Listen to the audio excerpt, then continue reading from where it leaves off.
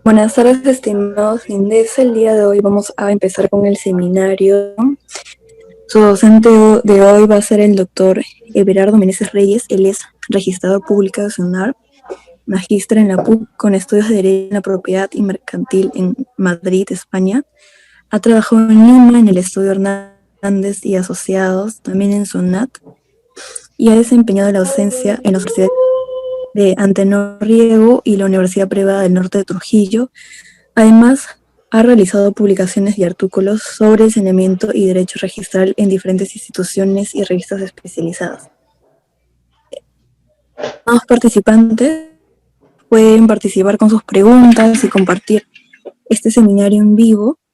También pueden dejar sus preguntas por el chat, y para los que están en Facebook pueden poner sus preguntas en este video en vivo y se las vamos a estar pasando al docente para que las conteste durante la clase. Recuerden que para los que desean mayor información y la certificación de este seminario, pueden dejarnos sus correos en los comentarios o darle clic a los enlaces que estamos dejando para que puedan recibir mayor información. Bien, estimado docente, ya puede empezar. Muchas gracias a todos. Buenas noches. Hoy día me han encargado hacer o tratar el tema sobre el régimen económico patrimonial en el matrimonio y en la unión de hecho. Vamos a hacer, además de algo teórico, vamos a hacer cosas prácticas, o sea, lo que se da en la jurisprudencia registral, que creo que es donde tiene más interés este aspecto del que vamos a tratar ahora. Actualmente a veces no se tiene tanto tiempo para revisar cosas, pero hemos visto para preparar esta clase, hay cosas que, por ejemplo, a veces con el tiempo se dan como hechas. Por ejemplo, cuando dos personas se casan, de acuerdo al artículo 315 del Código Civil, tienen que realizar, a veces adquirir bienes y disponer de estos bienes. Entonces se dice que tienen que intervenir los dos. Yo he tenido, no sé si la suerte o la mala suerte, cuando yo comencé a estudiar Derecho, nos enseñaban, o me tocó a mí, la época en que existía el Código Civil de 1936 y se empezaba a realizar el proyecto del Código Civil de 1984. Entonces, al ingresar a la universidad, todavía en estudios generales, en letras, veíamos muy lejano el Código Civil. Llegamos el año 83 y ya empezamos a estudiar el proyecto del Código Civil, en ese tiempo en la universidad. Y era bien difícil porque en ese tiempo había un montón de teorías por las personas que realizaron el anteproyecto, el proyecto y lo que luego fue el Código Civil. Tanto es así que, por ejemplo, uno de los libros, que es el Acto Jurídico, fue modificado totalmente. Es decir, cuando yo estudié Acto Jurídico, estudiaba con el Código Civil del 36 y con el libro el proyecto del Código Civil, el anteproyecto del Código Civil del 84. Y en ese tiempo estudiamos con personas que venían de España y nos enseñaban la teoría que se suponía que se iba a aplicar en el código, pero al final se deshizo y se optó por otra cosa, que en ese tiempo creo que Sussman y Manuel de la Puente hicieron ese proyecto que finalmente quedó. Con el tiempo, por ejemplo, hemos visto actualmente, que será la penúltima parte de esta exposición, ha habido un pleno casatorio en el cual hablan sobre el artículo 315 del Código Civil y se decide algo que muchas veces nosotros hemos discutido, si es nulo el contrato que se realiza de venta o disposición de bien de la sociedad conyugal.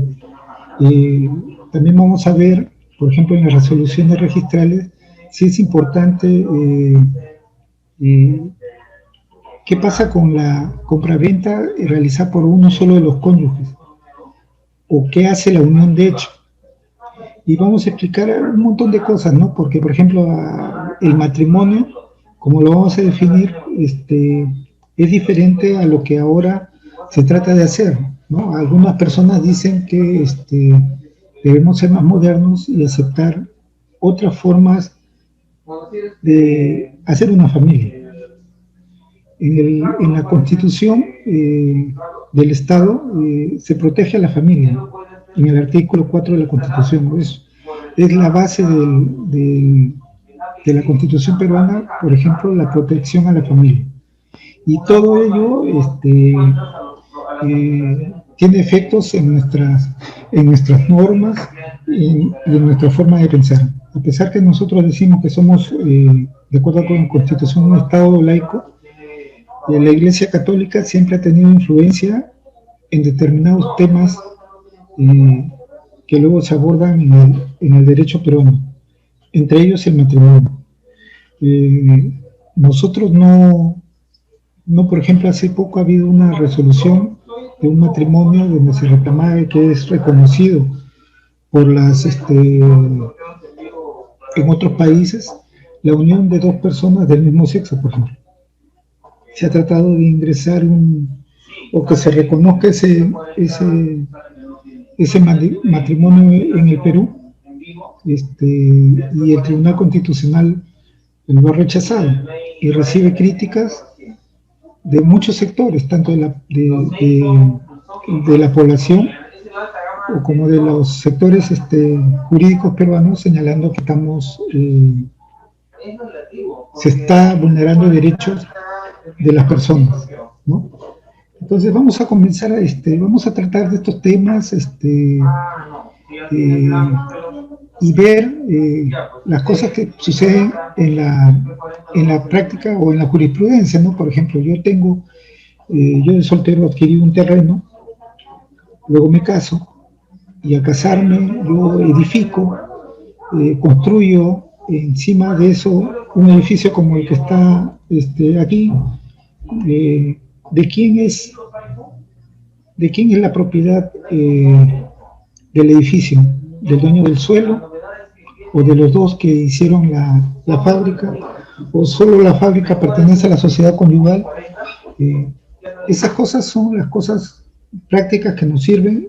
Y, por ejemplo, que la Junta de Propietarios, ¿qué pasa con las sociedades conyugales de los departamentos que están que conforman este edificio? En la Junta de Propietarios vale que intervenga solo el marido. Si la declaración de fábrica es o la fábrica es un acto de administración, o la independización del suelo es un acto de administración o un acto de disposición que requiere, de acuerdo al Código Civil, por ejemplo, la participación de todos los copropietarios. Si el matrimonio genera una sociedad, ¿qué tipo de sociedad genera?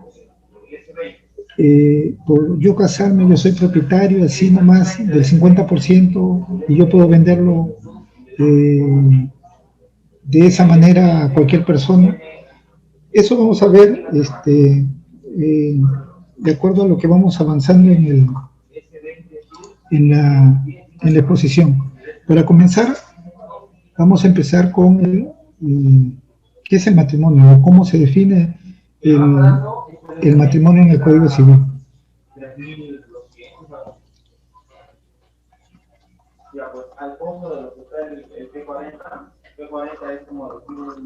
El matrimonio.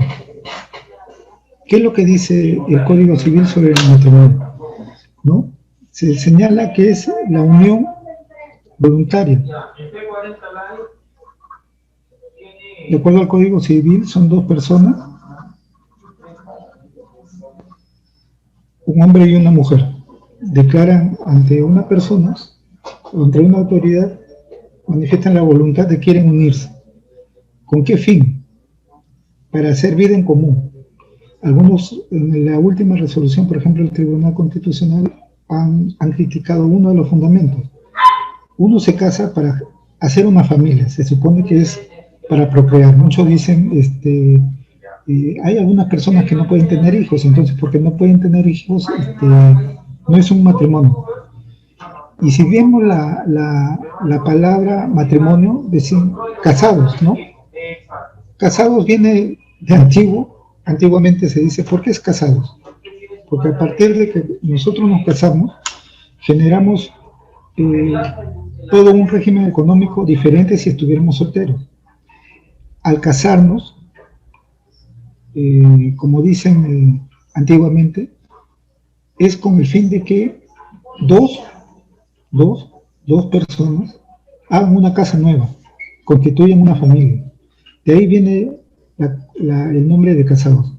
Entonces, el matrimonio es, de acuerdo al Código Civil peruano, es la manifestación de voluntad que hacen dos personas de diferente sexo con el fin de constituir una familia, y una de las finalidades es la procreación y la vida en común, ¿no?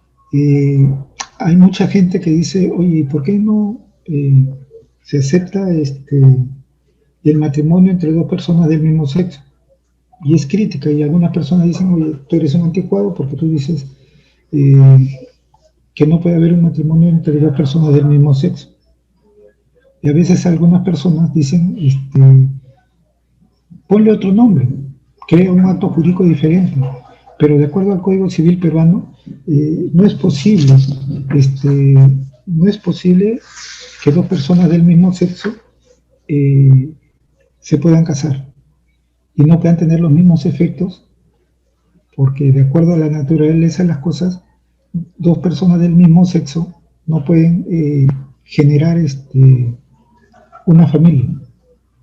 Y muchos dicen, no, si los que no pueden procrear pueden adoptar, y de ahí generar un vínculo de parentesco con el adoptado. Sin embargo, para nuestro Código Civil no es posible, debe haber de sexo diferente, entonces no podemos aceptar, de acuerdo al Código Civil peruano, no se aceptan matrimonio entre dos mujeres y dos hombres, que puede ser criticable, sí, hay algunos como no les gustan tampoco las corridas de toro, de acuerdo al Código peruano no podemos aceptar el vínculo matrimonial entre dos personas del mismo sexo. Con el fin es constituir una familia, y esto genera un tipo de sociedad, ¿no? Y por ejemplo, ¿qué se constituye con el matrimonio? Una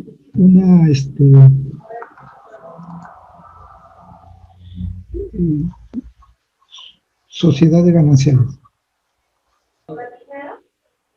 Ese es el régimen común de al contraer el matrimonio. Pero antes de contraer el matrimonio, siempre es básico tener el concepto de que cualquier persona, hay determinados impedimentos, o sea, hay determinadas personas que no se pueden contraer matrimonio, ¿no? Hay otras personas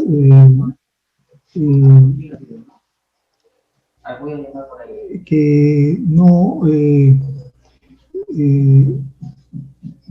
impedimentos por parentesco les impide contraer matrimonio. Entonces contraer matrimonio, y entonces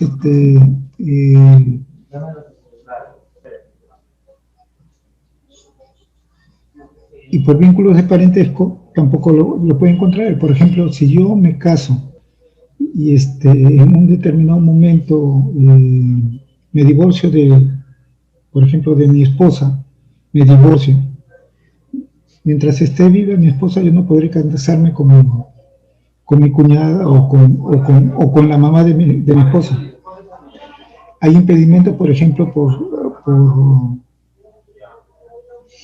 por edad. O sea, cualquier persona no se puede casar. Hay determinadas excepciones donde se permite casarse a personas menores de edad. Pero lo que nosotros, el objeto de esta conferencia es, por ejemplo,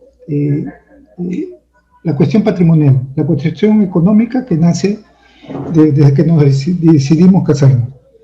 Y a veces cuando nosotros nos casamos por la iglesia, podemos notar que el juez nos dice hasta que la muerte nos separe. Y como ya les he dicho, que es casados significa que casa, quieren crear una casa nueva.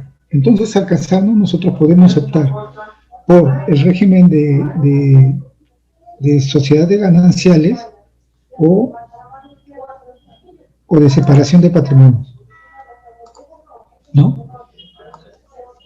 Sociedad de gananciales o separación de patrimonio. ¿Qué es la sociedad de gananciales?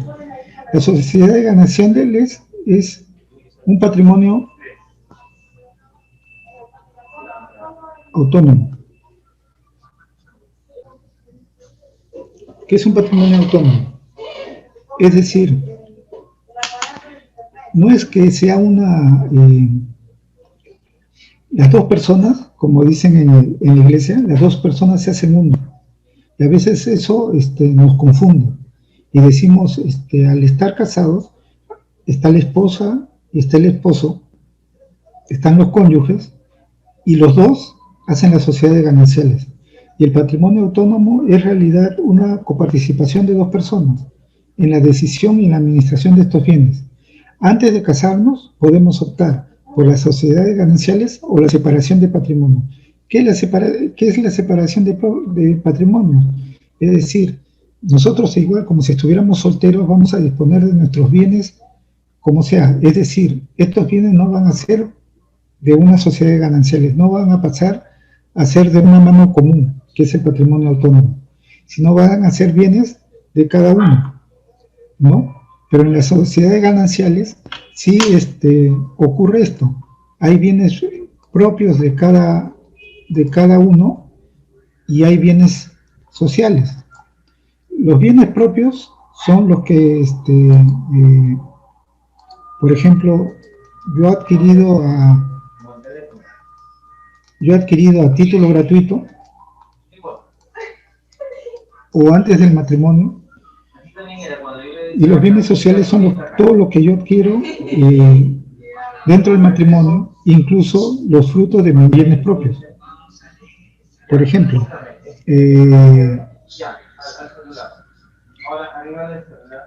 cuando yo tengo una sociedad de gananciales, cuando yo empiezo a vivir en común, generan un montón de gastos. Yo puedo adquirir una casa, puedo empezar a manejar cuentas bancarias y adquirir bienes para la sociedad conyugal, es decir, bienes para mi familia. Compro una casa, compro un carro, compro cocinas, compro camas, compro un montón de cosas. Adquiero obligaciones también, ¿no? Nos vamos de viaje, tenemos un hijo y tenemos obligaciones. Con el hijo que nace, tenemos obligaciones a pagar el colegio, tenemos obligaciones a pagar la electricidad. Pero, por ejemplo, ¿qué pasa cuando se casan dos personas que son, digamos, profesionales? Porque el decir que son profesionales no significa que pueda ser el esposo o la esposa generar bienes con el fin de mantener a la familia. Y esos bienes hay que ver si son bienes propios o bienes sociales. Todo lo que adquiere a título gratuito, por ejemplo, si muere mi padre, los bienes que me deja por herencia mi padre son bienes propios. Lo que yo genere usando esos bienes propios serán propios. Pero, por ejemplo, el sueldo que yo gano al realizar mi profesión serán bienes sociales. Y esos ayudan a mantener y pagar las obligaciones que tienen las sociedades gananciales.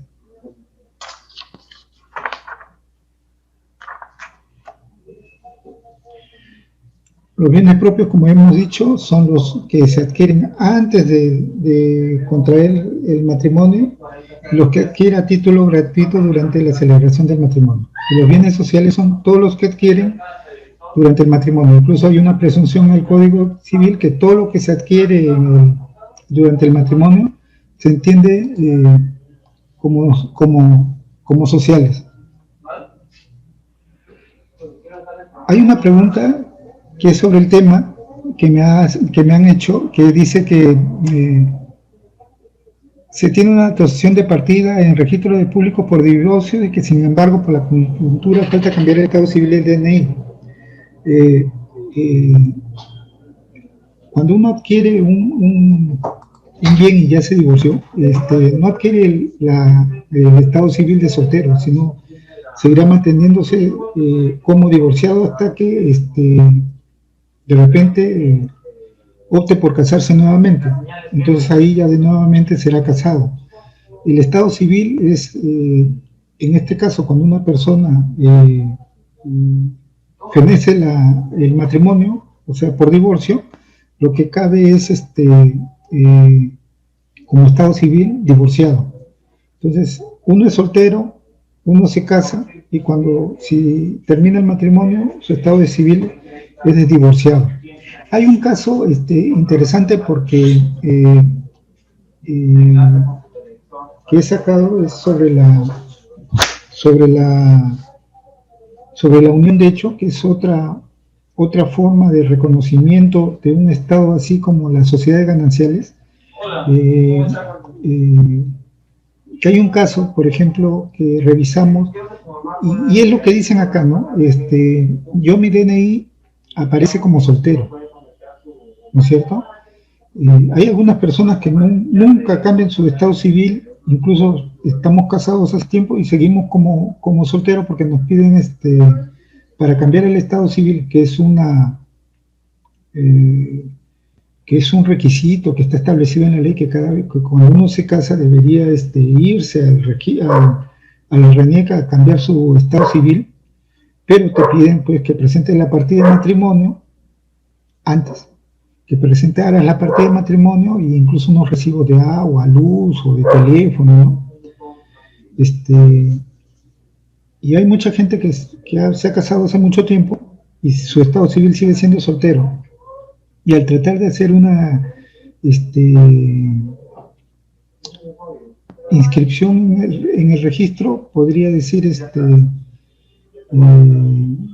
va al notario y se declara como estado civil soltero, porque el notario agarra y le dice, acá está mi DNI, voy a hacer la transferencia de un bien que de acuerdo a la partida del registro aparece como soltero. O sea, por ejemplo, un carro, un automóvil. En la partida del automóvil yo lo adquirí como soltero, estando casado. Entonces, muchas personas piensan, no, ya es de él solo. Y hay un error en el registro porque lo inscribió como soltero estando casado. Hay mucha gente que confunde, por ejemplo, no hay responsabilidad del registrador por señalar el estado civil de soltero, porque así está en los documentos por los que se logra la inscripción, y no tenemos una interrelación todavía con la RENIEC. Por ejemplo, ahora las partidas de matrimonio ya constan en la RENIEC, las partidas de nacimiento ya están en la RENIEC, ya no están en la municipalidad. Y lo que debería hacer la RENIEC es, por ejemplo, de oficio, si hay una persona que está casada y aparece su DNI, es cambiarle el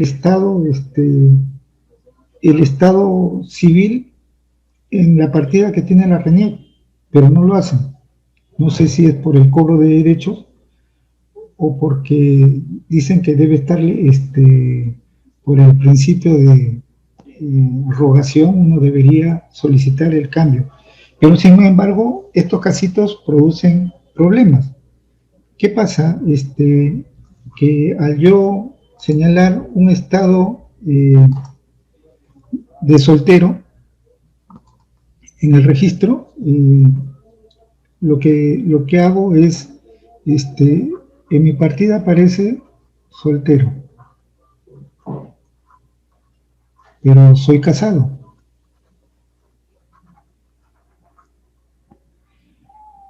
Y por ejemplo, el carrito que yo adquirí diciendo que era soltero es un Lamborghini, eso como traen los jugadores de fútbol, que cuesta a veces como un departamento.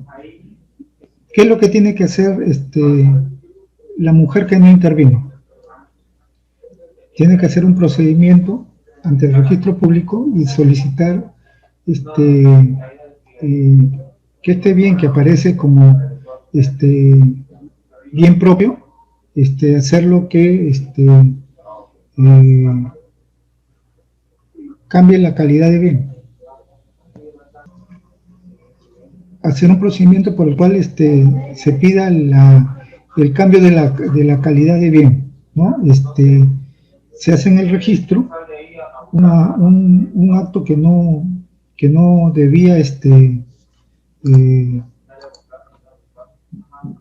hacerse y generar una nueva inscripción en el registro. Se llama rectificación de calidad de bien. Pero este hecho genera que yo debo presentar al registro la partida de matrimonio,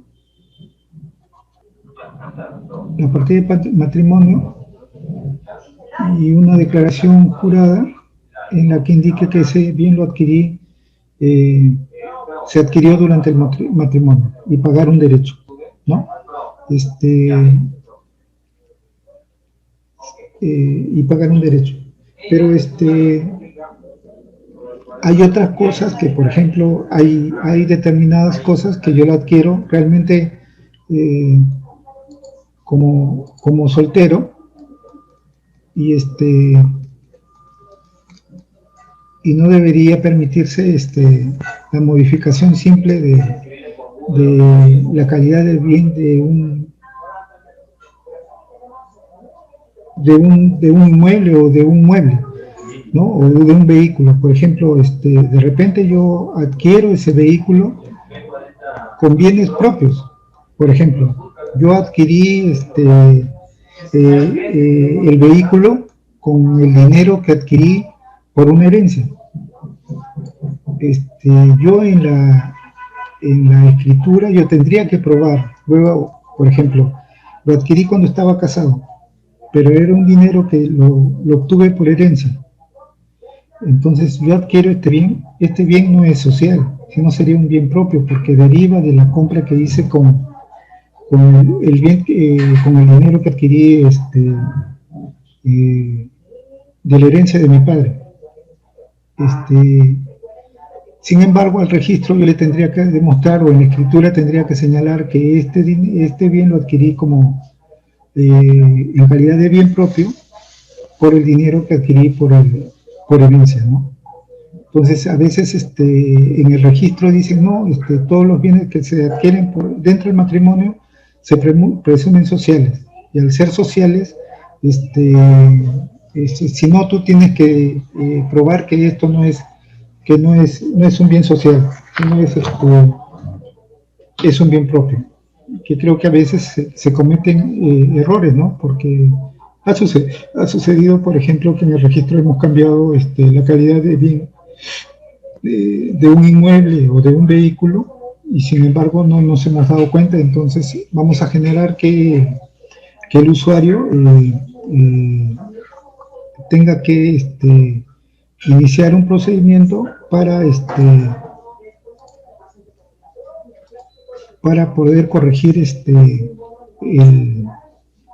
la partida registrada. Ahora, ¿qué es la unión de hecho?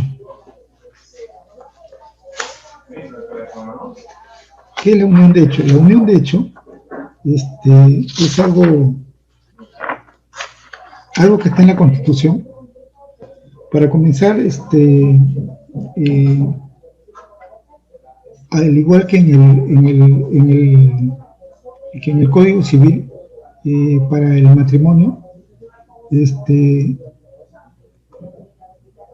debe ser la unión de dos personas de diferente sexo que no tengan impedimento matrimonial. El reconocimiento necesita de una probanza, una declaración, ya sea del juez o en este caso del notario, por el cual que deben cumplir las mismas finalidades que querían ser en el matrimonio. Se basa en la teoría desde la apariencia al estado matrimonial. Las dos personas deben ser de diferente sexo, debe ser una unión voluntaria, ¿no? No deben tener impedimento matrimonial, y además 2 años. 2 años, en el cual me estoy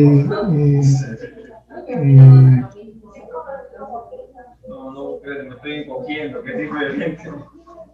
2 años, en la cual lo que quieren hacer estas personas es vivir en común, y también tienen que tener un interés de tener hijos y constituir una familia estable, y con eso se les reconoce lo principal, que es, así, al igual que la sociedad de gananciales, una comunidad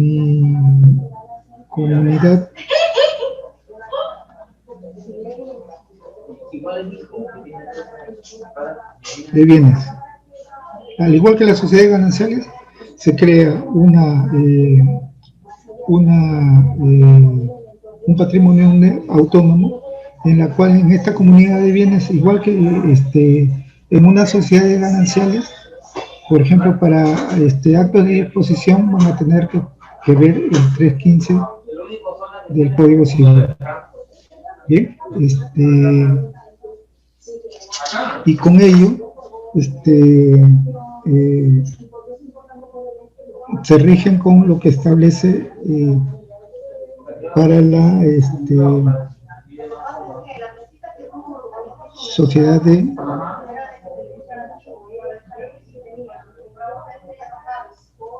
gananciales,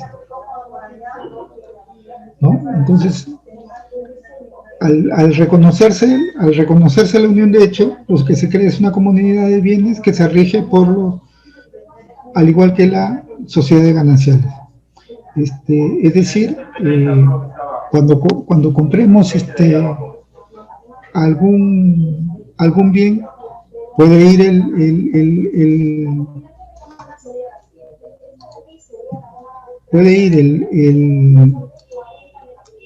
el varón solo, y lo que adquiera, por ejemplo, si adquiere un bien mueble, lo que va a adquirir es para la sociedad conyugal.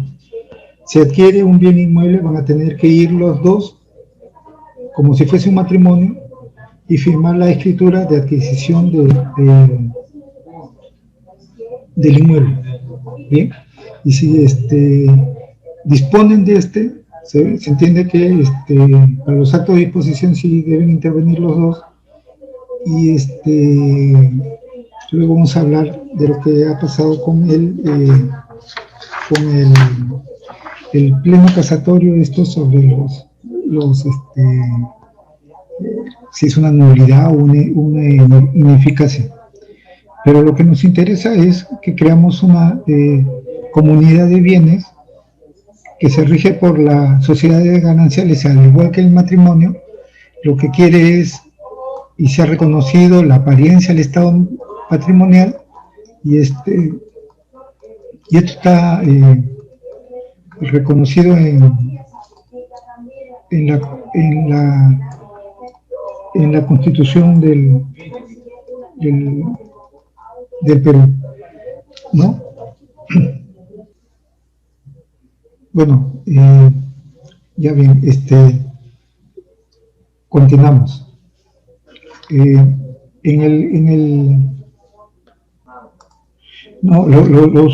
Hay una pregunta que el bien que se adquiere por sucesión intestada o por testamento no es un bien social, es un bien propio, porque es a título gratuito. Al ser el bien a título, la adquisición del bien a título gratuito, es un bien propio. Todo lo que se adquiere a título gratuito dentro del matrimonio es bien propio. Solo lo que se le adquiere a título oneroso dentro del matrimonio es bien de las sociedades gananciales. ¿Está bien? Esto de acá de la unión, de hecho, sí, a pesar de, de la oposición de la iglesia, porque la iglesia siempre ha dicho que debe ser reconocido legalmente el, el, el matrimonio, o sea, no aceptaba la unión del hombre y la mujer en concubinato, pero esto se hizo así porque es una costumbre que viene de hace mucho tiempo en el Perú. Bien,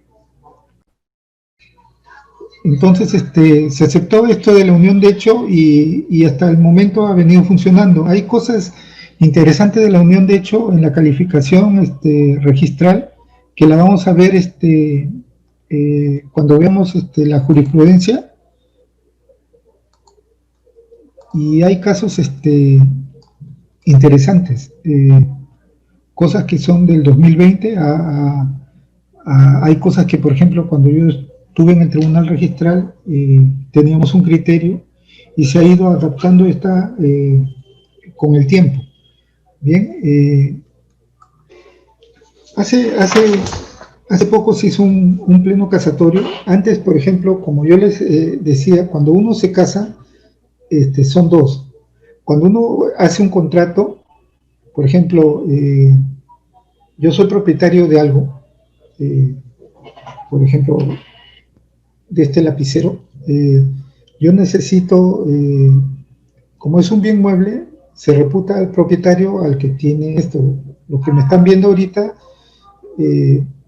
dicen, no es del señor que está al frente, es propietario de este lapicero y me lo vende, ¿no? Entonces bastaría la manifestación de voluntad mía, entregándole el lapicero y ustedes aceptando por el precio que hemos convenido. En los inmuebles sucede algo similar, es decir, si yo soy propietario de una casa que aparece registrado en una partida y aparezco yo como titular, bastaría la manifestación mía de yo venderles transferirles el inmueble y ustedes manifiestan su voluntad aceptando de acuerdo a las condiciones que yo les establezco, tanto de precio, modo, el plazo que me van a pagar y todo ello, constituye la aceptación en el contrato y se produce la transferencia del inmueble. Bien, entonces en este pleno casatorio se trató algo de que siempre ha sido un problema tanto registral como en el Código Civil, registral y en la vida común. Es decir, al decirles yo que cuando yo me caso somos dos, entonces al ser dos, los dos tendríamos que intervenir para hacer la transferencia. Por ejemplo, este es el Palacio de Justicia de Lima, por ejemplo, que esto sea mi casa. Entonces, al estar casado tenemos para venderlo, de acuerdo al artículo 315 del Código Civil, para los actos de disposición se requiere la intervención del hombre y de la mujer. Es decir, los dos tenemos que ir al notario a firmar la escritura pública. ¿No es cierto? Los dos tendríamos que ir al notario para firmar la escritura pública.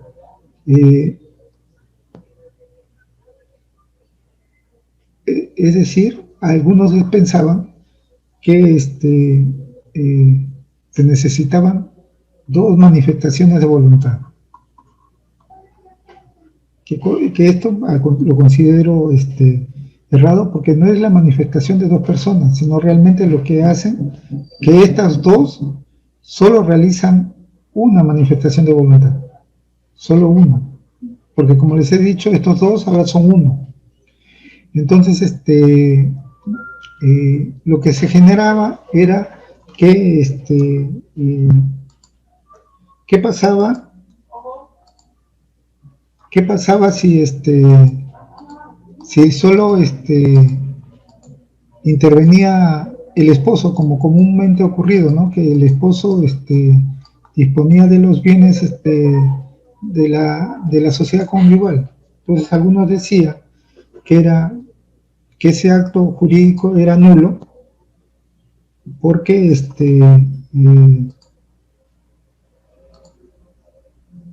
porque se había consideraban que era nulo porque faltaba manifestación de voluntad. Al ser nulo, una de las consecuencias es que este acto jurídico nulo no puede ser ratificado. Es decir, a la persona que le habíamos vendido se quedaba sin nada porque podíamos decir, oye, tú no eres dueño porque no ha habido manifestación de voluntad. Entonces algunas personas en el registro siempre pensaban que, por ejemplo, son dos y esto se arregla, y ahí van a ver la teoría en el registro de la rectificación de calidad de bien. Tienes que presentar tu escritura pública manifestando tu voluntad de que ese bien es propio y presenta tu partida de matrimonio. Y con eso se vuelve conyugal y se sanó la adquisición. Este pleno casatorio lo que ha hecho es señalar que lo que está establecido en el Código Civil es que al decir que el 315 del Código Civil lo que se necesita es la manifestación de las dos personas. Si esta manifestación no se da por señalan que al final que este acto es nulo, pero no por la falta de manifestación de voluntad, sino es un acto nulo porque, de acuerdo al artículo 315 del Código Civil, esta norma es de carácter imperativo al decir que por los actos de disposición se requiere la intervención del marido y de la mujer. Entonces, y al ser una norma imperativa de orden público, es nula de pleno derecho. Entonces, este es un acto nulo, pero no por falta de manifestación de voluntad o por falta de un requisito de la estructura del acto jurídico, sino por un artilugio que dicen no, es una norma imperativa y es una de orden público, se requiere la intervención de los dos y por eso es nulo. Ello seguirá trayendo consecuencias y seguirá trayendo dolores de cabeza, pero al final, por una mayoría simple, se ha adoptado un criterio.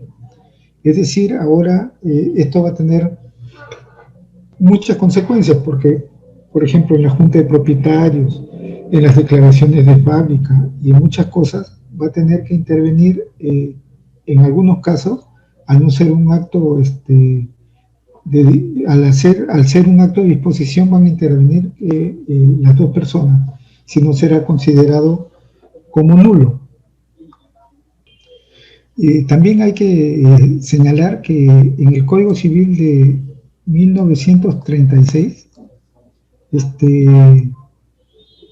no se consideraba la compraventa de bien ajeno. Esto de acá sí es básico, porque en el Código Civil del 36 hay cosas que son diferentes de un Código Civil al otro. Por ejemplo, nosotros decíamos el 315, el marido que va y vende el inmueble que es de la sociedad conyugal, y robándosela como si él fuese el único dueño, o señalando una representación que no tenía de su cónyuge, está disponiendo de un bien ajeno. Entonces, él manifiesta porque él no es propietario del bien. La que es propietario del bien es la sociedad conyugal, conformada por el señor A y la señora B. Entonces, la sociedad conyugal A y B tienen que firmar esa escritura. Entonces, lo que se ha hecho ahora es señalar a través de una vía, al parecer no del todo correcta, señalar que esta es una nulidad por incumplimiento de norma imperativa de orden público, sino porque, como dicen algunos civilistas, que por falta de manifestación de voluntad de la sociedad conyugal.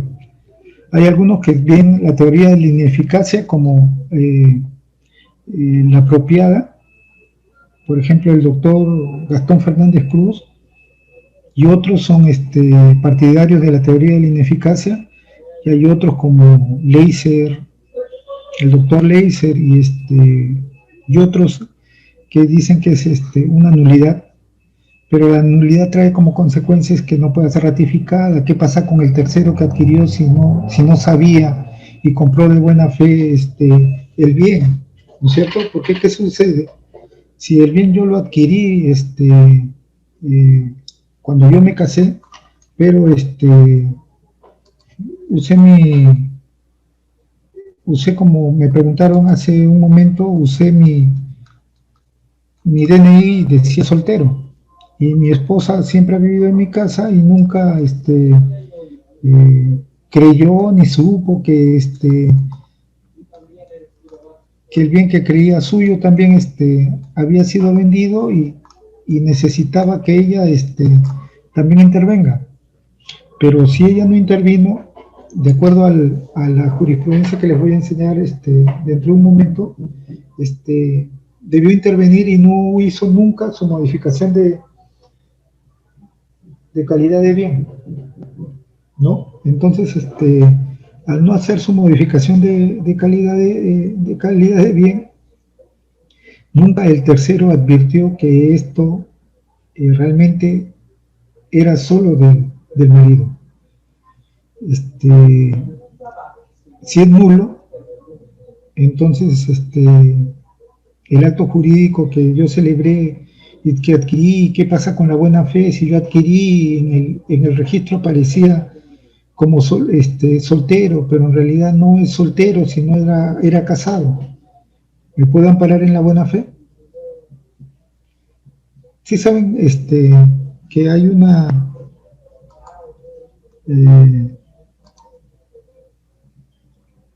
sí hay protección para los por ejemplo, el tercero de buena fe, ¿no? ¿Quién es tercero? Por ejemplo, esto es lo que protege el Código Civil, que el tercero de buena fe. Pero ¿qué pasa acá si yo adquirí una cosa que es nulo?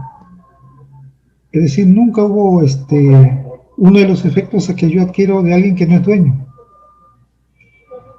Muchos dicen que acá en el Código Civil del 84 sí permite, por ejemplo, la transferencia de bien ajeno, ¿no? Sí se permite la transferencia de bien ajeno, cosa que no sucedía en el Código Civil del 36. Entonces hay mucha gente que dice que es lo que realmente sucede ahí es ineficacia, y que cuando hay un problema de esto, el acto jurídico es ineficaz, es decir, le falta un elemento para ser plenamente capaz, que sería la manifestación del otro cónyuge para el acto de disposición, ¿no? ¿Tienen alguna pregunta hasta aquí? Bueno, sigamos. En la SUNAR hay un montón de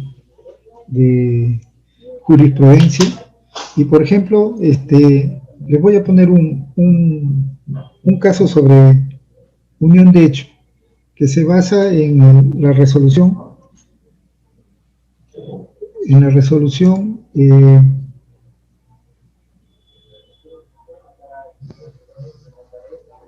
1600 2020 de Lima. Bien, dice, bueno, acá esta es otra, pero bueno, en la resolución 1600 del 2020, que se las voy a mandar, se las van a mandar por correo para que ustedes la puedan bajar de la página de la SUNAR. No sé si saben, le voy a mandar un montón de resoluciones que tienen que ver con lo que estamos tratando. La unión de hecho, la 1600, por ejemplo, es un casito que es del 11 de septiembre del 2020. ¿Qué sucede? Por ejemplo, pasamos a veces en el registro público, tenemos un montón de cosas o disposiciones que nos da el registrador y nosotros las aceptamos como propias.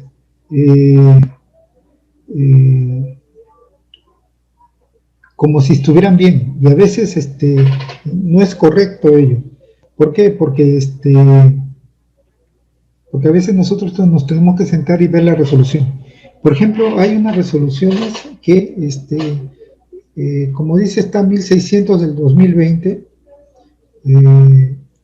¿Qué pasa con los bienes adquiridos durante la unión de hecho? ¿Qué sucede? Yo en la partida de vehicular, y creo que eso debo corregir, en la partida de vehicular aparece un carro a nombre mío, Everardo Meneses. Dice Everardo Meneses soltero. Entonces, tú para hacer la inscripción de la transferencia, tú tienes que verificar en el registro personal. Por ejemplo, tú buscas en el registro personal porque de repente yo tengo una incapacidad porque yo soy lo que antes se llamaba quebrado, o por ser incapaz, porque de repente tengo una deficiencia mental. Entonces, yo no podría disponer de mis bienes y estoy restringido de poder disponer de mis bienes. Yo en esa búsqueda, a mi nombre, Everardo Meneses, aparece, el registrador verifica que el registrador verifica que yo tengo inscrito una unión de hecho hace muchos años, ¿no? Entonces el registrador me dice, saca una observación y dicen que revisadas las partidas del registro, he podido verificar que usted adquirió el vehículo como soltero en el año 1980, pero hay una inscripción de una unión de hecho a partir de inscrita en 1985, donde se le reconoce una unión de hecho a partir del año 1979. Entonces, como el bien se entiende que es adquirido durante la unión de hecho, ese bien se reputa así, igual que como en las sociedades gananciales, ese bien se reputa como social o como una de comunidad de bien. Entonces debe intervenir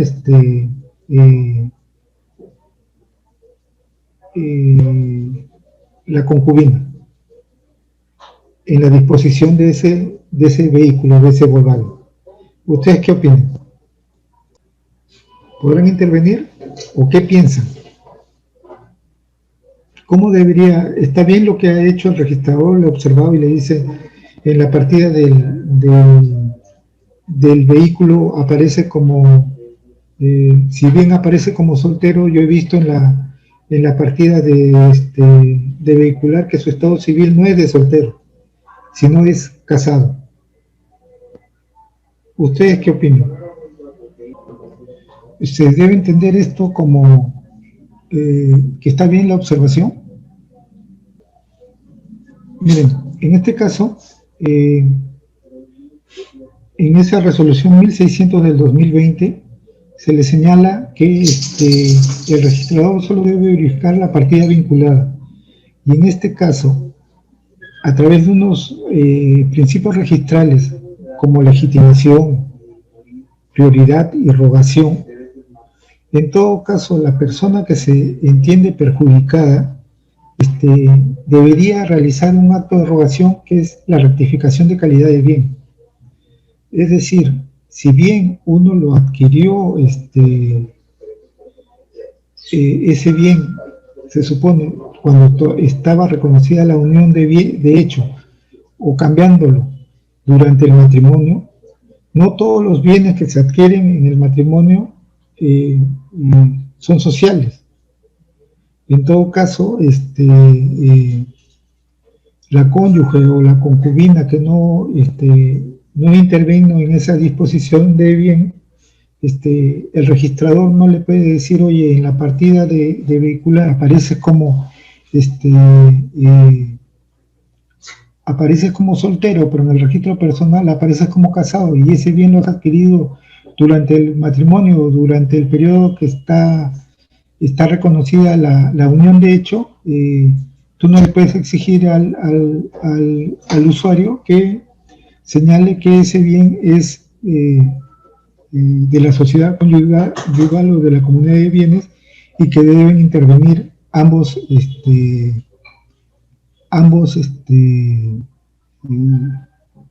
cónyuges o ambas personas para declarar que estaba bien hecha la transferencia. Es así que, por ejemplo, últimamente, ahora que hemos tenido una reunión con los notarios, contaban un caso que se dio. Ustedes saben que el registro otorga certificados, y estos certificados, por ejemplo, de acuerdo a la ley de cooperativas o en las comunidades campesinas, en las cooperativas ha salido una resolución que los órganos directivos, por ejemplo, cooperativas agrarias, los órganos directivos por este problema de la pandemia rigen por excepción si han caducado hasta el 31 de diciembre del 2020.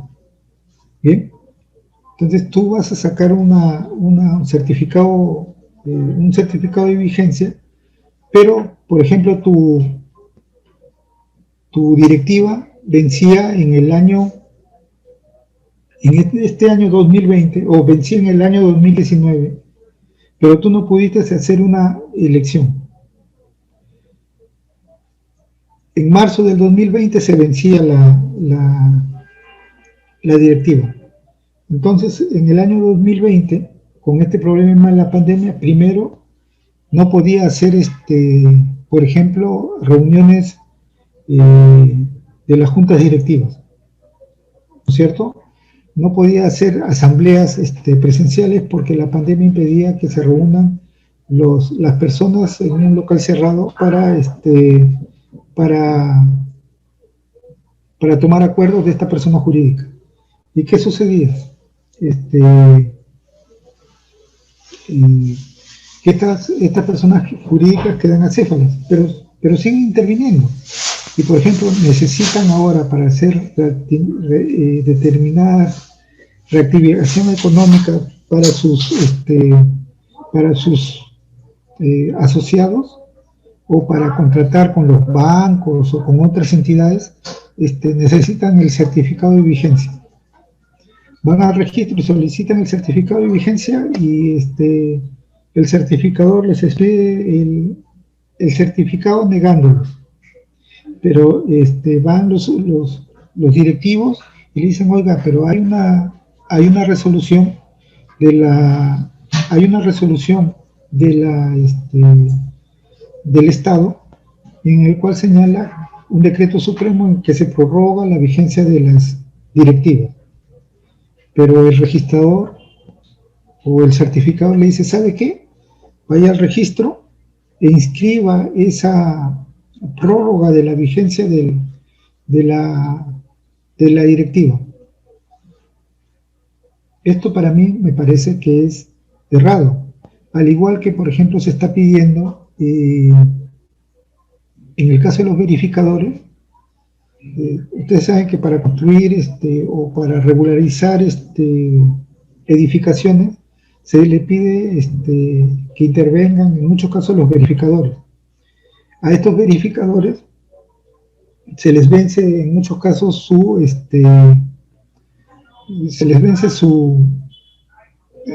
vigencia de verificador, que los tienen que actualizar cada cierto tiempo.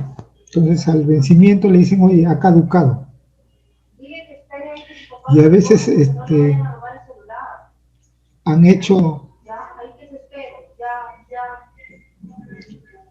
han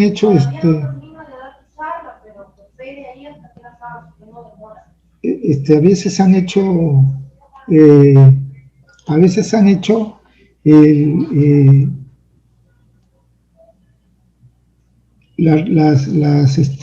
donde actúan para la regularización de edificaciones, han firmado el FOR y han hecho el FOR, y el registrador les pide, ¿saben qué? Ustedes necesitan reinscribirse. Por ejemplo, vencieron en marzo y en la pandemia no funcionaba el registro.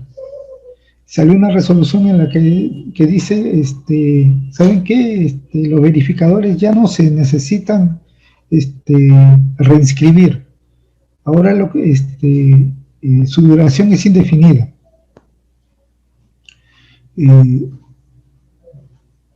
Siempre recuerden que las normas procesales o las normas de reglamento sirven inmediatamente.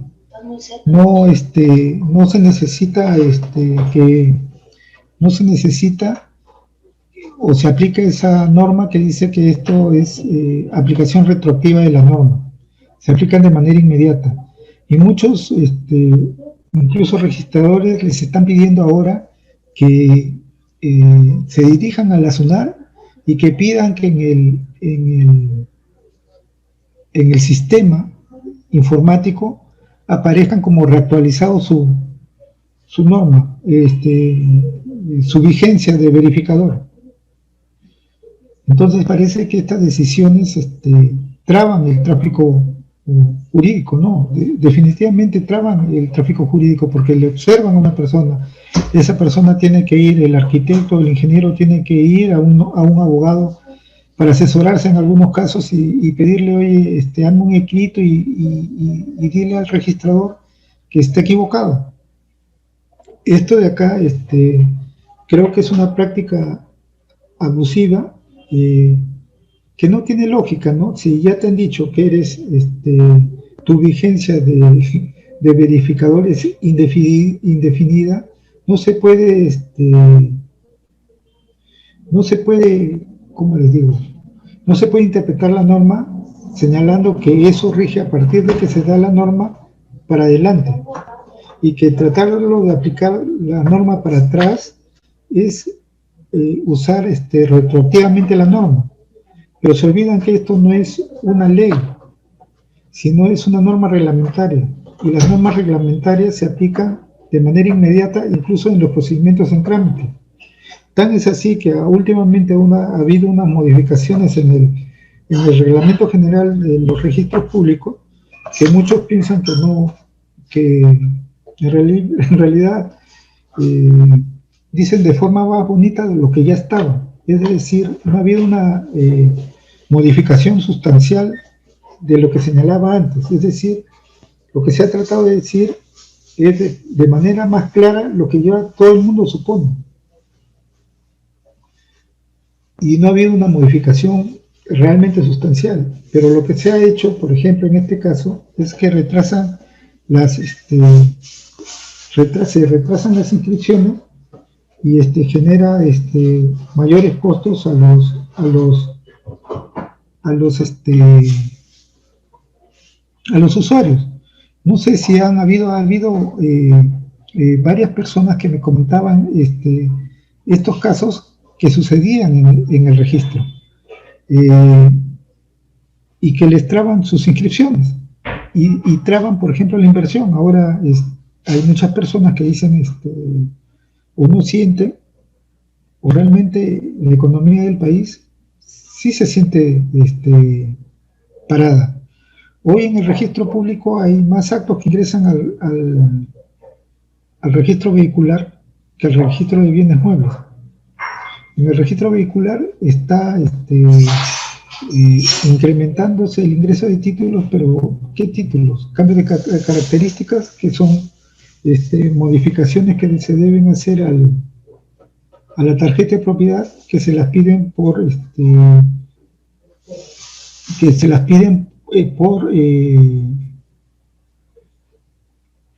la revisión técnica que se está haciendo actualmente, que le pide la policía, ¿no? Por ejemplo, se señala, no has puesto el número de ejes que debe tener el vehículo, entonces debe señalarlo. Sobre estas resoluciones de unión de hecho, está la 1600 que les he dicho, la 1600 del 2020, en nueva, de Lima. Está la 475 del 2020,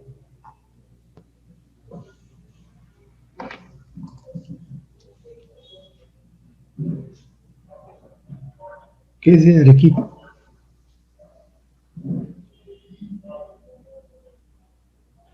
Y una similar es la 1956 del 2020 de Lima, que es sobre transferencia de bienes de la unión de hecho, que yo les he explicado hace un momento. Ahora, viendo otro caso.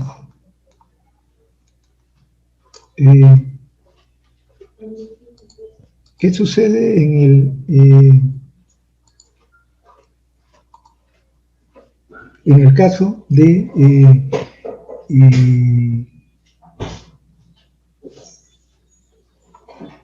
si yo como les expliqué al comienzo, si yo como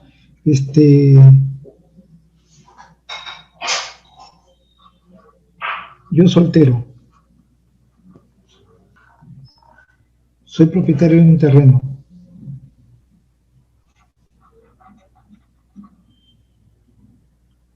luego me caso con María, y ya cuando estamos casados, mi esposa, que en ese tiempo, que en el tiempo de la pandemia, como es una profesional que trabaja para el Estado, si tenía dinero, entonces decide que con su dinero que le dieron de la AFP, decide que, y con sus ahorros propios que tuvo de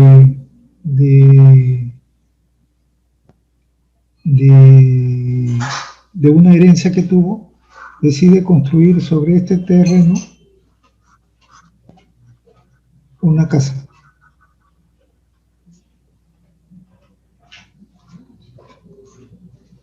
¿Qué tipo de bien es?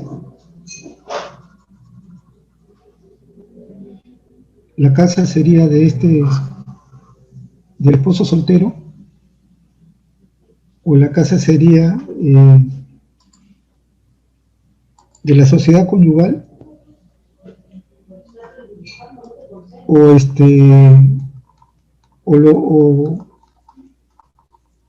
o todo se constituye como bien social.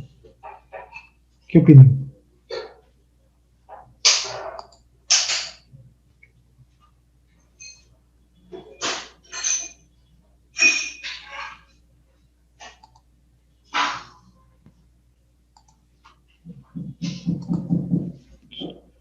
Son cosas que sí pasan en la vida diaria. O por ejemplo,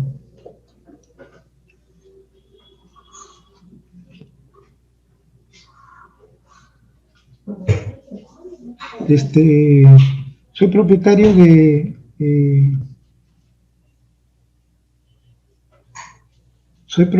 de un terreno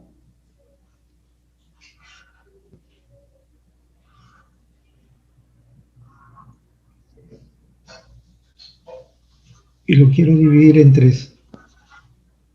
La sociedad conyugal es propietario de este terreno.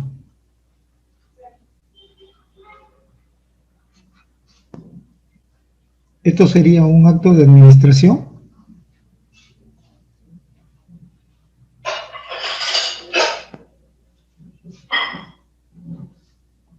¿O un acto de disposición?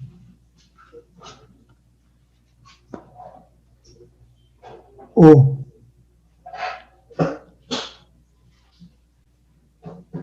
si en lugar de dividirlo,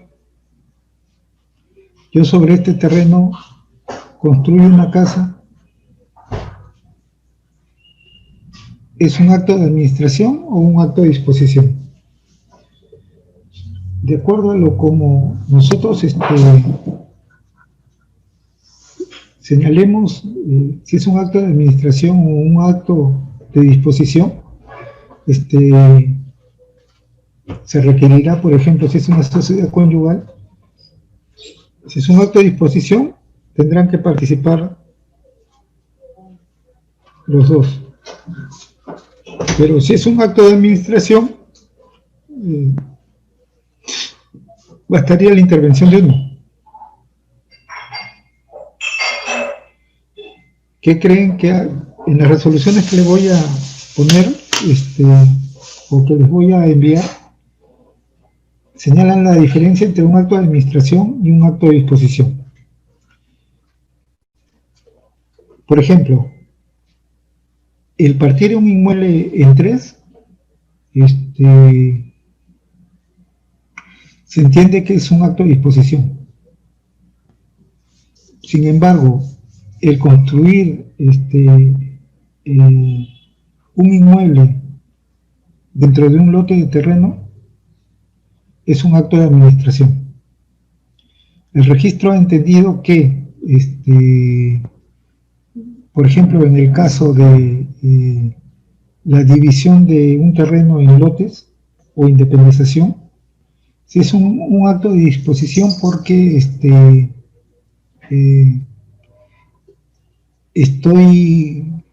por ejemplo, no es lo mismo tener un lote grande que dividirlo en 3.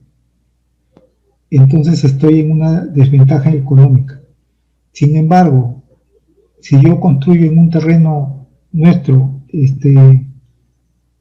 una casa, el dueño del suelo también adquiere la casa. Entonces, eso sería un acto de disposición, de administración y no de disposición, porque lo que yo estoy es mejorando el bien que ya tengo y le estoy incrementando de valor.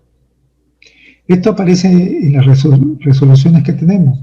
Por ejemplo, en el caso de una junta de propietarios, si yo quiero, si bien es un acto de disposición o de administración, yo dependeré, si es un acto de administración, la mayoría de copropietarios. Y si es un acto de disposición, deben intervenir todos los copropietarios. Porque si falta uno, si faltaría uno,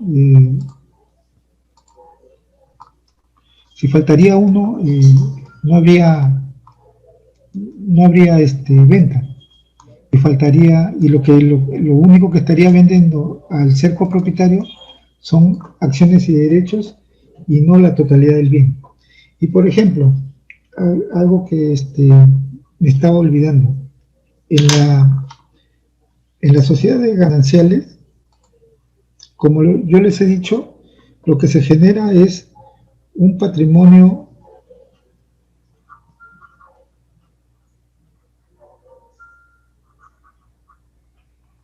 autónomo,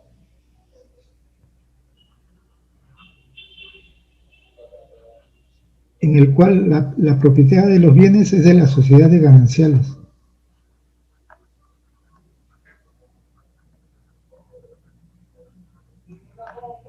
No es que el esposo A sea propietario del 50% y la esposa B sea propietaria del otro 50%, sino que es un patrimonio autónomo y todos son propietarios de todo. Recién al fenecimiento de las sociedades gananciales,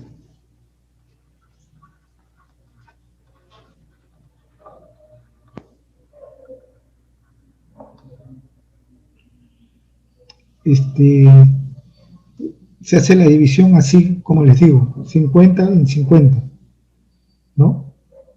Entonces, lo que yo tengo durante la vigencia de la sociedad de gananciales,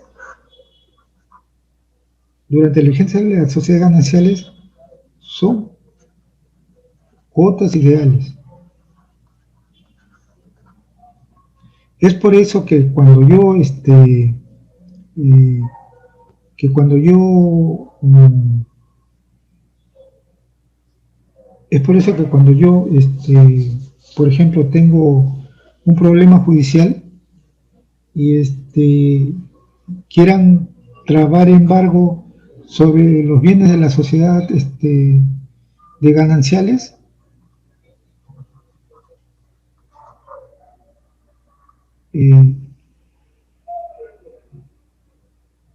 para que esto se inscriba, en el registro, el juez debe ordenar que se embarguen el porcentaje de acciones y derechos que tendría, por ejemplo, si el problema es con el cónyuge, las acciones y derechos que poseería al fenecimiento de la sociedad de gananciales.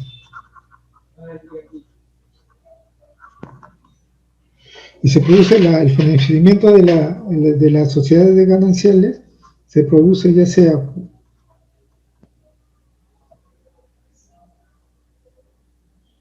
por divorcio o por separación de patrimonios.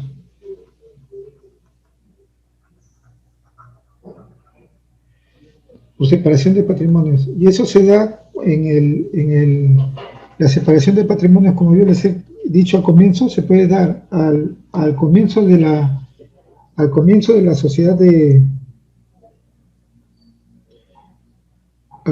de la sociedad de gananciales,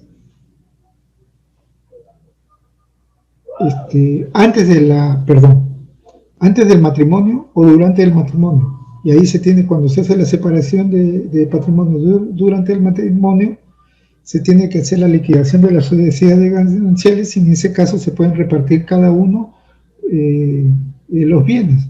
Algunos dicen le tocará la casa, o en todo caso dicen no, 50 para ti y 50 para mí, ¿no? Y hay una expectativa, son alícuotas, cuotas ideales, que uno dice de repente cuando nos separemos o nos divorciemos, yo tengo esa expectativa de tener propiedad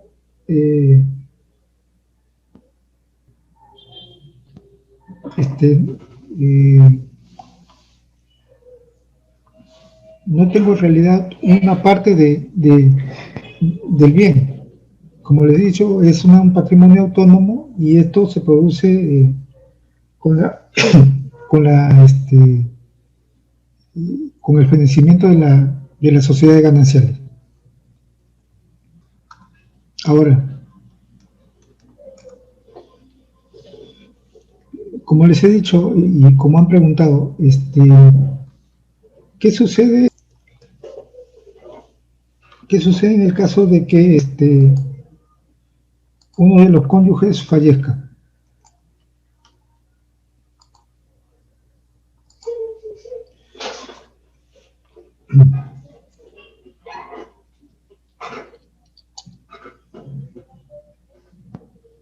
Por ejemplo,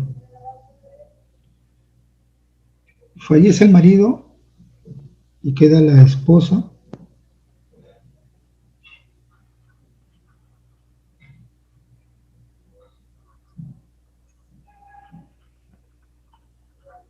y 2 hijos.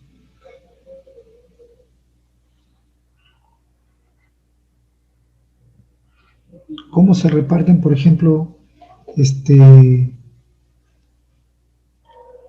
cómo se reparten, de acuerdo al Código Civil, cómo se reparten los bienes de los herederos en una sucesión intestada? Por ejemplo, si tenían, este es el patrimonio, de acuerdo al Código Civil, le corresponde a la esposa el 50%.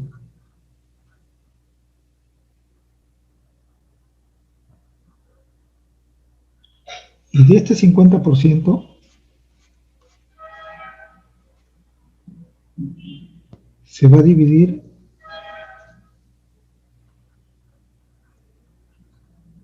entre 3. Es decir, 50 entre 3,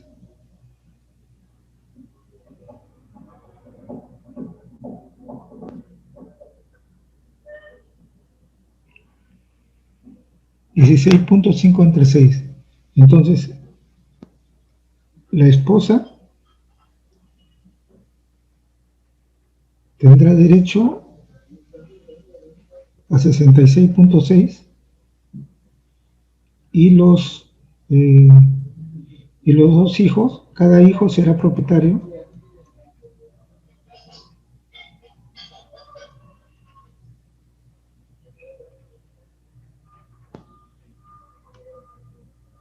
de 16.6.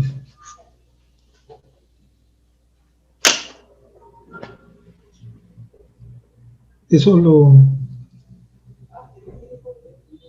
han tenido, ¿sí lo han tenido de acuerdo? Hay una pregunta de Lita Ingrid que dice: si la unión de hecho es declarada en un año que compro, si es de la unión de hecho, en el año que compro, si es de la unión de hecho,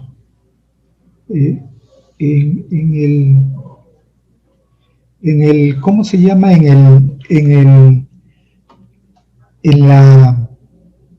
el caso que les estuve señalando, se entiende que eso es en el caso de la unión de hecho, eso es materia de probanza.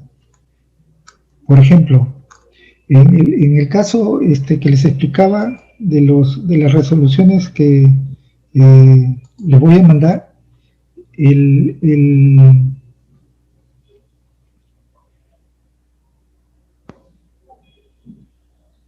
cónyuge tenía inscrito a su favor un carro, y cualquiera persona que se tiene con derecho o piensa que tiene derecho a un bien adquirido durante las sociedades gananciales o durante la comunidad de bienes de la unión de hecho, tendría que solicitar que se reconozca la calidad del bien, y para ello debería acreditar que ese bien se ha adquirido con dinero de la comunidad de bienes.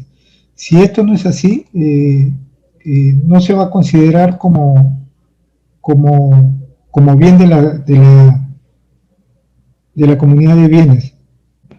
Y por ejemplo, si la unión de hecho no está reconocida, como preguntan, no necesita la intervención de los dos, porque recién es cuando la reconozcan, pero no habría problema legal ahí. Pero después va a haber el problema cuando se reconozca, pero para efectos prácticos, si todavía no hay reconocimiento de la unión de hecho, participaría participaría solo una de las personas, porque no habría forma de mostrar que ese bien o que existe una adhesión de hecho. Si bien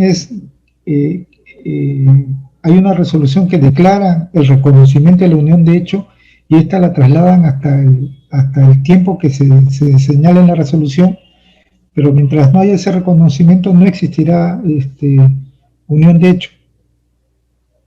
Y por ello no se requeriría la participación del conviviente en la escritura pública. Ahora, si yo estando casado compro un vehículo y lo inscribo como bien propio, ¿podría transferirlo sin la intervención de mi cónyuge? Por eso, como les he dicho, de acuerdo a las últimas resoluciones del Tribunal Registral, señala que esto debe tener, se entiende que todos los bienes adquiridos durante el matrimonio se reputan sociales. En todo caso, hay una materia de probanza en la cual se debe indicar que ese bien que yo lo adquirí durante el matrimonio es un bien propio. Si no, va a tener que tendrá que participar mi cónyuge. En el registro público no van a buscar, si aparece en la partida que soy soltero, el notario tampoco le va a pedir que intervenga la cónyuge, porque se entiende que es un bien propio, ¿no? El riesgo que tendría el comprador, de acuerdo a la última pleno casatorio, es que esto es nulo. Entonces yo no habría vendido si estando casado. Es por eso que es controversial esta resolución del pleno casatorio, porque señala que es nulo. Si bien no es nulo por falta de manifestación de voluntad, pero de manera indirecta llegan a la nulidad del acto jurídico, señalando que es nulo porque se ha incumplido una norma imperativa de orden público que señala que deben estar dos personas. Dos personas han debido manifestar su voluntad. O sea, el hombre y la mujer han debido manifestar su voluntad. Ahora, si es nulo, entonces no existe. Y ese es el problema que hoy se genera. Mucha gente ha levantado su voz contra pleno casatorio, pero hay otras normas que debemos aplicar, ¿no? La buena fe, si el comprador sabía o no sabía, si estaba registrado y estaba inscrito, y el tercero compró con la fe de lo que señala el registro. Ahora, el registrador debe verificar, de acuerdo, puede ser objeto de observación el caso, el registrador verifique que mi estado civil figura como casado, es que va a asumir que dicho vehículo lo ha adquirido como soltero. El registrador debe ver la partida directamente vinculada al acto jurídico que es materia de inscripción y en este caso se está transfiriendo un vehículo. No debería revisar o ingresar a la RENIEC con su número de DNI, porque hay un principio que debe verificar la partida directamente vinculada. Esto es, no debería revisar otras partidas que no formen parte que no forme parte del acto jurídico que es materia de revisión, ¿no? Creo que con esto respondo la pregunta, ¿no? O sea, yo debo asumir siempre como registrador que soy soltero. Tampoco es, como les he dicho en las resoluciones que les estaba enseñando en la unión de hecho, si bien yo busco en el registro personal para ver si tengo una incapacidad, es decir, los quebrados, ¿no? Los que están los concursados, no pueden disponer de sus bienes. o los incapaces relativos no pueden vender libremente. Entonces, para eso yo busco. Si yo tengo un curador, debe intervenir el curador. Si yo soy menor de edad, debo pedir autorización judicial para disponer los bienes del menor, ¿no? Para eso busco en el registro personal. A veces podré encontrar, oye, ¿sabes qué? Este señor, yo me doy cuenta que está casado, o que adquirió el bien como casado. Pero eso no será materia de observación porque, como les he dicho, el que se entiende con derecho a participar en ese bien como de la comunidad de bienes, debería rogar modificar la calidad de bien y demostrar que ese bien lo adquirió como con dinero de la comunidad de bienes y no como con dinero propio.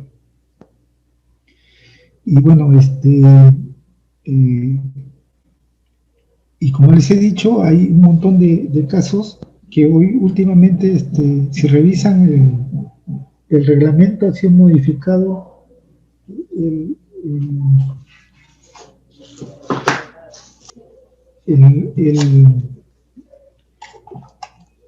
Reglamento General de los Registros Públicos ha sido modificado en varias partes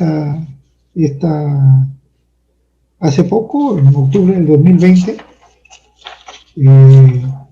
Como les digo, no son unas modificaciones de tipo, ¿qué le digo?, que van a ser más rápidas las inscripciones, sino lo que ha tratado es de,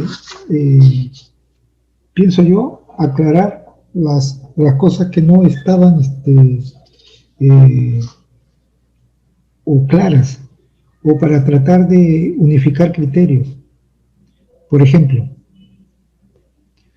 hay un asiento de presentación, se entiende que los documentos tienen que ser de la fecha del asiento de presentación o antes, no pueden ser después del asiento de presentación. ¿Y qué es lo que está sucediendo? Yo ingreso un documento, por ejemplo el FOR, ¿no? Y legalizo las firmas del FOR. Antes de la fecha del asiento de presentación, que puede ser, por ejemplo, el 1 de enero. Pero me observó el registrador porque de repente la legalización hubo un problema al consignar el DNI, por ejemplo, de uno de los intervinientes. ¿Qué es lo que sucede? Me lo observan y me dicen, oye, ¿sabes qué? El DNI que tú estás legalizando no pertenece a Everardo Meneses, pertenece a Nelly. Y entonces, tú para subsanar eso, tú corriges y traes un nuevo foro. Y el notario no te lo va a legalizar con la fecha del asiento de presentación, sino te lo va a legalizar con la fecha que está legalizando las firmas. Y lo corrige y lo hace bien. Entonces, ¿qué sucede? Hay algunos registradores que observan, por ejemplo, que el FOR, el marido y la mujer ahora lo firman después del asiento de presentación y tachan el título. Y por eso sale, por ejemplo, una modificación que ha salido del Reglamento General de los Registros Públicos, el 42, que señala no constituye causal de tacha sustantiva la falta de preexistencia del instrumento que da mérito a la inscripción en el supuesto de la parte final del último párrafo del artículo 40, así como tampoco la aclaración o modificación del acto o derecho inscribible que se efectúe con posterioridad al asiento de presentación. Esto es, con lo que le digo, el registrador no debería tachar el título y más bien debería inscribirlo. Hay muchas cosas de estas que suceden. Por ejemplo, va la sociedad conyugal y quiere levantar la hipoteca por la que compró el inmueble. Entonces, después de largos años, de haber adquirido su bien, que es un bien social, quieren levantar la hipoteca por la que grava su inmueble, ya sea que para venderlo o por simple placer de que ya, como ya pagaron toda la deuda, ellos necesitan que el bien esté libre porque yo en cualquier momento lo vendo y si está libre de gravámenes es mucho mejor. Bien, lo ingreso al registro y me da, por ejemplo, el Banco Continental, me da el Banco Continental me da la escritura de levantamiento de hipoteca y entonces yo voy al registro, el registrador lo que tiene que verificar es que si los que firman el levantamiento, la escritura de levantamiento de hipoteca tienen poderes suficientes para levantar la carga que tiene el bien social. Entonces voy a la partida de los bancos que ahora todos los bancos tienen sus partidas en Lima. Hago la verificación y encuentro que hay una revocatoria de poder, pero yo, como ese título está en trámite, no lo puedo ver. Entonces, como hay una revocatoria de poder, el registrador dice, no, yo no puedo verificar la capacidad de los otorgantes de este título porque en la partida de la persona jurídica donde está la autorización de la intervención de estos funcionarios del banco, hay un título pendiente de inscripción sobre revocatoria de poder. Y es muy usual que los registradores lo observen. Y hay un montón de títulos que están en cadena, los bancos por lo general otorgan poderes y revocan poderes a los funcionarios. Los revocan para darle más o para eliminar los poderes que tienen. Y lo usual es para las personas que tienen representación para levantar hipotecas, son funcionarios que tienen años en el banco. Y ya cuando ya están para jubilarlos, es una forma de jubilarlos sacándolos del banco. Pero se observa. Y está mal observado el señalar que solamente decir hay un título pendiente de inscripción. ¿Por qué? Porque el registrador debe verificar que realmente el título que está pendiente en Lima sobre revocatoria de poder se refiere a mi título que está o afecta a mi título que yo estoy solicitando la inscripción en Trujillo, ¿no? Esto, por ejemplo, no está en este reglamento. O sea, esa cosa de cómo proceder en esos casos debería estar en la modificación del Reglamento General de los Registros Públicos. Es decir, cómo actúa el registrador en esos casos. Porque un título realmente se llama título y que ingresa al archivo cuando realmente cuando llega y logra la inscripción. Mientras no obtenga la inscripción no es título.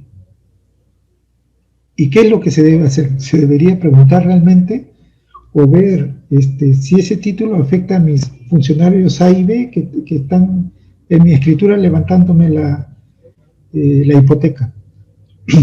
Si no están en esta escritura, yo no los tendría que observar. ¿Me entienden? Hay cosas así que traban la inscripción y muchas veces a mí me ha pasado que cuando quiero calificar estos títulos, yo tengo que llamar a Lima o mandar un correo al registrador de Lima y muchas veces no contestan. Y esto sí nos afecta a nosotros. Y igualmente se sucederá en Lima, ¿no? Porque en Lima hay con mayor cantidad de personas, sus títulos quedan bloqueados y, por ejemplo, hay casos que a mí me han pasado, que yo sí los he vivido, por ejemplo, necesito yo hacer un bloqueo o necesito yo levantar la hipoteca. Yo la necesito levantar porque yo estoy llevando mi inmueble o tratando de hacer un negocio con un banco para que me dé un préstamo. Y yo con ese préstamo voy a edificar en ese lote que hoy tengo vacío para hacer una edificación. Ese terreno, con esa edificación voy a dar trabajo a un montón de personas. Voy a generar empleo y además estoy haciendo una inversión. que el banco ya me dio el dinero. Y si yo no hago producir ese dinero, y si me demoro en realizar mi contrato en la edificación, me generan mayores intereses y pérdidas. Pero a veces los que trabajan en el registro, los que trabajamos en el registro, no entendemos eso. Y es más fácil decir, ¿sabe que hay un título pendiente de inscripción? Sin saber ni averiguar si realmente afecta a la partida que yo estoy, atendiendo para inscribir, y no le afecta. Es por eso que, como les digo, hay muchas cosas que nosotros debemos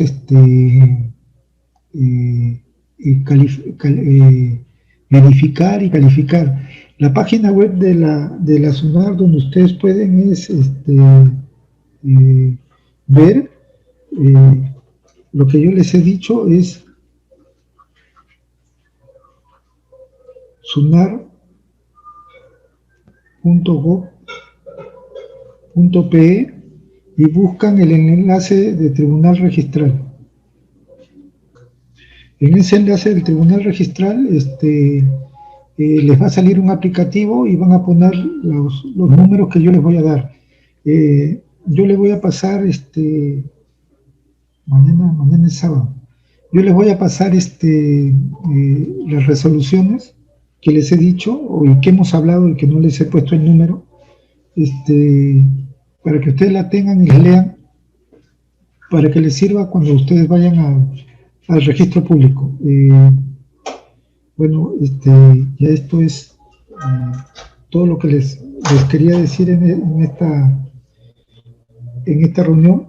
Yo me comprometo a mandar mañana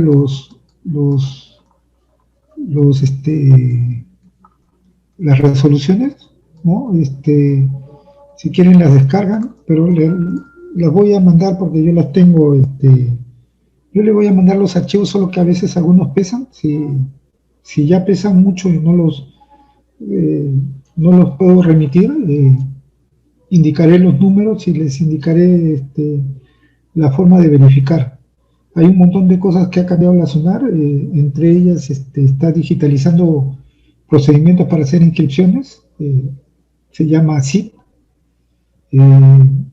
Creo que se propone hasta fin de año incrementar la mayor cantidad de actos, casi el total de actos van a ser hechos en esta nueva plataforma, que esto nos obligará a cambiar muchas cosas. Por ejemplo, ya cosas, por ejemplo, declaratorias de fábrica, algunas resoluciones administrativas que vienen de la municipalidad, ya no se van a ir a la municipalidad a que les den su copia fedateada o certificada de la resolución, sino que van a tener que los partes, estos van a remitirlos directamente a las municipalidades a través de un aplicativo. Hay muchas cosas que se discuten hoy, ¿no? Si es necesario que intervenga un notario, o si es necesario, por ejemplo, la existencia del registro mismo a través de nuevas tecnologías. Pero eso ya lo veremos. Hay muchos países que tratan de eliminar lo que hace el notario. Hay muchas cosas que hoy hacemos, por ejemplo, sin la necesidad de un abogado, y hay muchas cosas que podríamos hacer sin la necesidad de un notario, creo yo. Hay una forma de inscribir, por ejemplo, una nueva forma de sociedad, que parece que tiene las siglas como SAC, pero no es una SAC, ¿no? Que se hace a través de formularios con firmas legalizadas, que se entiende que no necesita la intervención de un notario con el fin de dar fe de los actos, sino a través de un documento y firmas digitales uno puede constituir este tipo de sociedad. Bueno, eso es todo lo que hoy íbamos a tratar, y cualquier cosa estoy a su disposición. Si tienen otra pregunta, las pueden hacer. Si no, muchas gracias por la invitación. Bueno, muchas gracias por la invitación. Espero haber cumplido las expectativas. Ya les dije que les voy a remitir las diapositivas. Seguramente les van a enviar a su correo electrónico. Muchas gracias. Como les digo, ya he participado anteriormente en este tipo de cursos y quedo muy agradecido por la invitación.